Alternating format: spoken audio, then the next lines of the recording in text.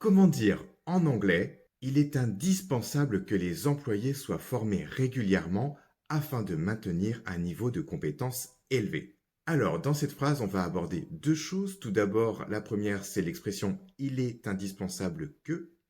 Et la deuxième, c'est la révision du subjonctif en anglais. On voit tout ça en images, c'est parti. Il est indispensable que. It's essential that. It's essential that.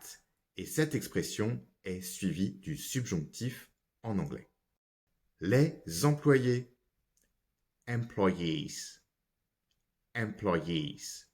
Alors ici, on a ôté l'article défini, the, tout simplement parce que l'on évoque un groupe de personnes. Soit formés régulièrement. Soit formés régulièrement, c'est ici que l'on va employer le subjonctif en anglais. Be trained regularly.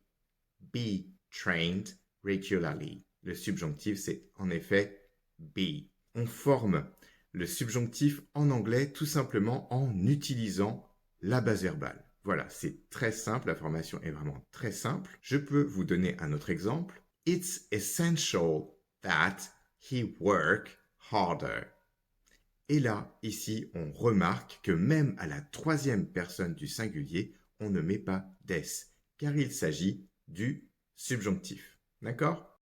Afin de, in order to, in order to, maintenir, maintain, maintain, un niveau de compétence élevé, a high level of competence, a high level of competence.